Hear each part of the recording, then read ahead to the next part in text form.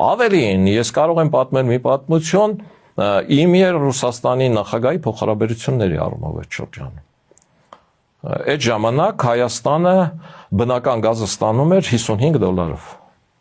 Եվ այդ ժամանակ Կիրովականի քիմկոմբինատը անհրաժեշտ էր որ աշխատեր։ Ու Նայիրիտից հետո ես ուզում էի որ Կիրովականն աշխատեր, որտեղ քաղաքը մեռնում էր, կանգնած էր։ Կար Սենիկ Վազգենի Գրիգորյան անունով մեկը, որը Պրոմեթև զբաժնետիրական ընկերության տնօրենն էր, այն ժամանակ Ռուսաստանում ամենաճանաչված հայը, այն ժամանակ Սամվել Կարապետյաններ եւ այլը, շատ ավելի ներքին նիշայի վրային, քան Սենիկը։ Եվ Սենիկը ուզում էր վերանորոգել այդ գործանը եւ այդտեղ մելամին ստանալ։ Երիտասարդությանն ասեմ, որ մելամինը այդ նյութ է, որից ստանում են պլաստիկները։ Եվ Հայաստանը հիմա դա ներկրում է Իրանից։ Եվ Սենիկը նաև Պրոմեթևս հայկական ընկերությունը Ռուսաստանում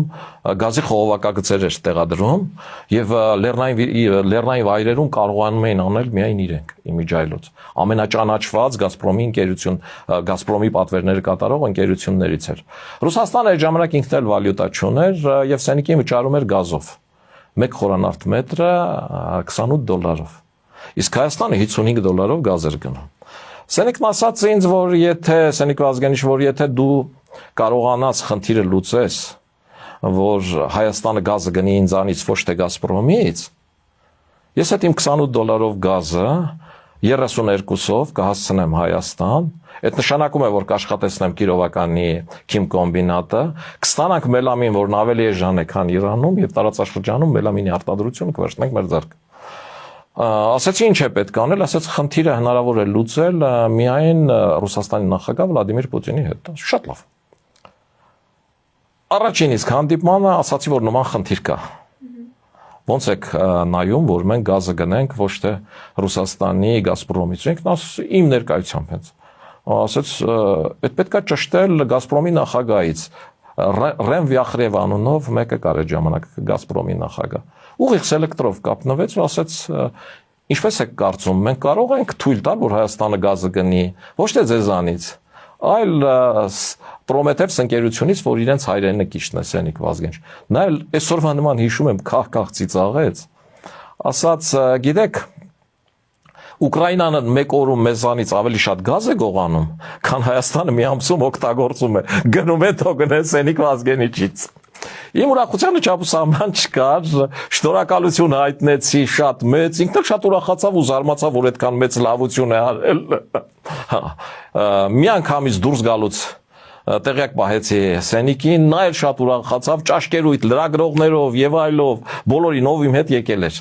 Եվ ինքնաթիռի մեջ ես հարցազրույց տվեցի, որ հա, Սենիկը հաշվեց, ասեց 32-ով չեմ կարողանում,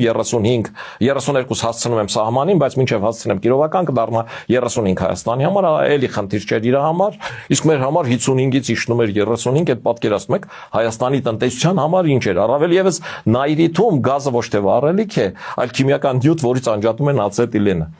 Եվ այս ոգևորությամբ, որ ես գալիս եմ, երկրորդ օրը ինձ կապ են տալի Մոսկվայից, ասում են, որ գիտեք ինչ, Ռուսաստանի նախագահը ասում է, այդ գազի գործարքը թող մնա 2 ամիս հետո, որովհետև Հայաստանի նախագահն ասել է ինչ-ինչ քաղաքական խնդիրներ կա, ստացվում է, որ վարչապետը այդ կարգի մեծ խնդիրներ է լուծում, իսկ ես հոկտեմբերի 27-ից հետո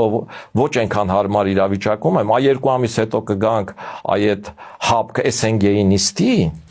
այդ նիստի ժամանակ ես ու դուք կանգնենք իրար հետևում, թող վարչապետները ստուգեն, դուրս գա, որ մենք ենք ոչ թե ինքը միայնակ եկավ։ Այդ 2 ամիս հետո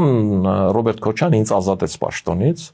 ավելին սկսեց տարածել, որ Արամ Սարգսյանը Վլադիմիր Պուտինի հետ չի հանդիպել։ Ու այդ գործարքը տենց է չի։ Գործարքը այդպես էլ տեղի չունեցավ ու չէր էլ կարող տեղի ունենալ